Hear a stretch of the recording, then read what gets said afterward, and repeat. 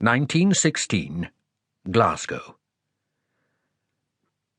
The two women sat huddled together in the small carriage, looking around them in dismay, staring at the filthy, closed-in street, the drunken old man sprawled in one of the doorways, the tall tenements, ugly and bleak and perilously ill-kept. There was no grace here, only an air of despondency and gloom and poverty. "It's a horrible place," one said at last. She was the elder, but not by much. They were both young and very frightened. "Are you quite sure this is the street we want? I can't believe—" Her companion, the reins lying in her lap, let the words die. In answer, the passenger dug in her purse for the tattered piece of paper, pulled it out, and read it again. Her lips were trembling, and she felt cold, sick. "Look for yourself. Oh!" The paper slipped from her fingers, and she caught it, just before it tumbled into the fetid running gutter beneath the wheel. It was the street and the house they had searched over an hour to find. There was silence, only the rain and the whistle of a train somewhere in the distance making any sound at all. The horse waited patiently. "You'll remember, won't you?" the older woman went on breathlessly. "I'm Mrs. Cook, and you're Sarah. My mother had a housekeeper called Mrs. Cook, and a sewing woman called Sarah. That makes it easier for me." She stared at the house.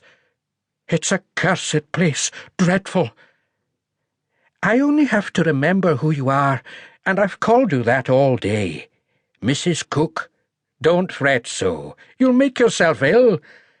"Yes." She smoothed the rug across her knees, felt its dampness. The horse blew, shifting uncomfortably in the rain. Finally, the older woman squeezed her companion's hand and said, "We must go in, Sarah. We're expected. It must be nearly time."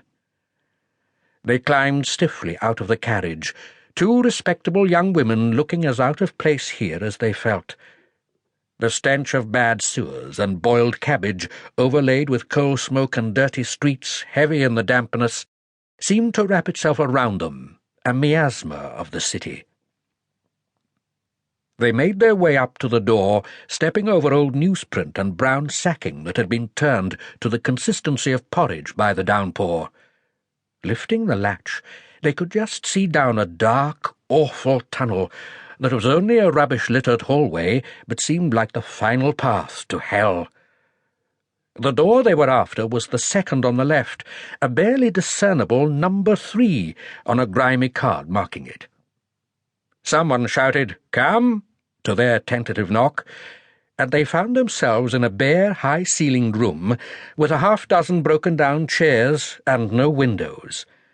It was cold with damp, smelled of cigars and stale beer, and, to their fastidious eyes, hadn't been cleaned in years.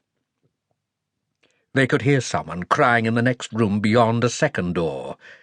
The older woman caught her friend's hand and said, "Sarah, I'm going to be sick." "No, it's only fright. Here, sit down." She quickly found the best chair and brought it forward, then took another one for herself. It wobbled, one leg uneven.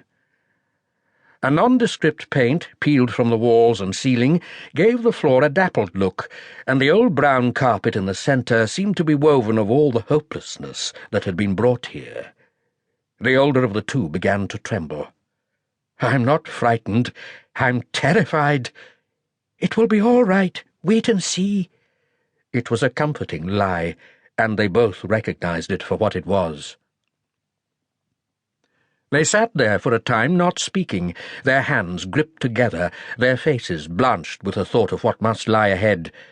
The crying went on, and overhead there was the sound of furniture being shifted, first this way, then that, an endless screech that seemed half human, half demon. Somewhere in the hallway a man's voice shouted, and they both jumped. Watching the inner door, they could feel the minutes drag into the half-hour. Sarah found herself wishing it would open, then dreading that it would.